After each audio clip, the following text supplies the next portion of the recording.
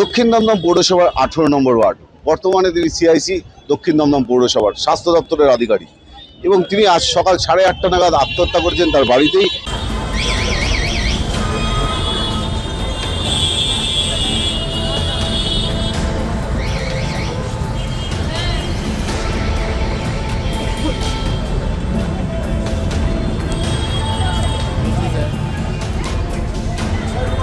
এবং যেটা প্রাথমিকভাবে জানা যাচ্ছে এবং স্থানীয় সূত্রে যেটা জানতে পারছি যে গতকাল রাতে তার বাড়িতে বেশ কয়েকজন যুবক যায় এবং তার হাতে একটি মিষ্টির প্যাকেট তুলে দেয় এবং 10 লক্ষ টাকা দাবি করা হয় এবং প্রাথমিকভাবে যেটা অনুমান করা হচ্ছে এরা সবাই কিন্তু নব্য বিজেপি বলে এলাকার মানুষজন বলছেন।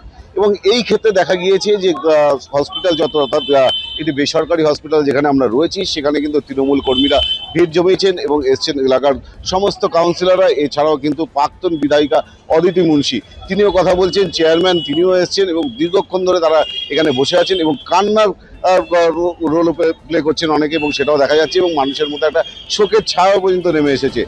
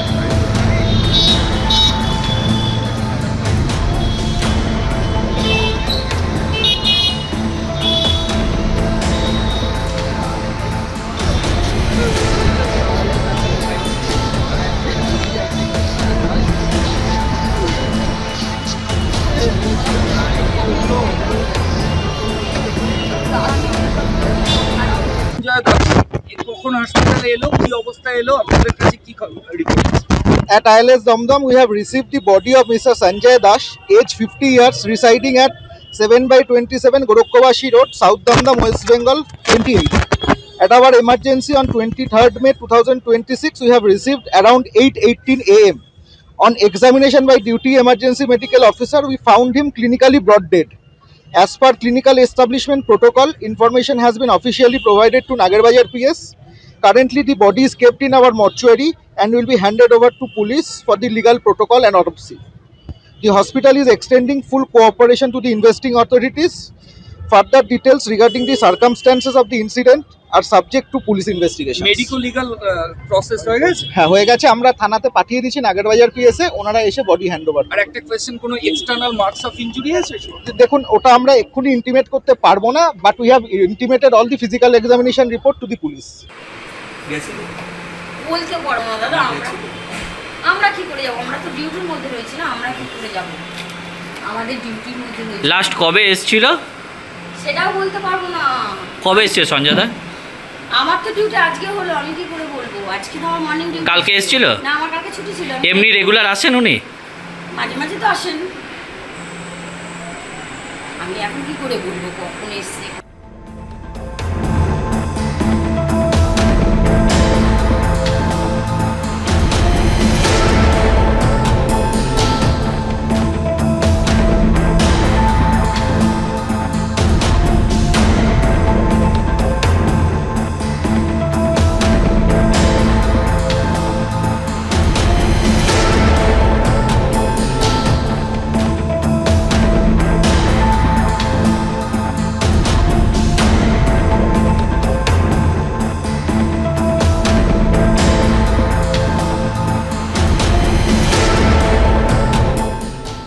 ইতিমধ্যেই দেখা যাচ্ছে যে এই দক্ষিণ দমদম পৌরসভার একাধিক কাউন্সিলর একের পর এক তাদেরকে জিজ্ঞাসাবাদে পর্ব সেটা চালাচ্ছে এবং বিধাননগর কমিশন পৌরসভারও বেশ কয়েকজন কাউন্সিলর ইতিমধ্যে অ্যারেস্ট হয়েছে।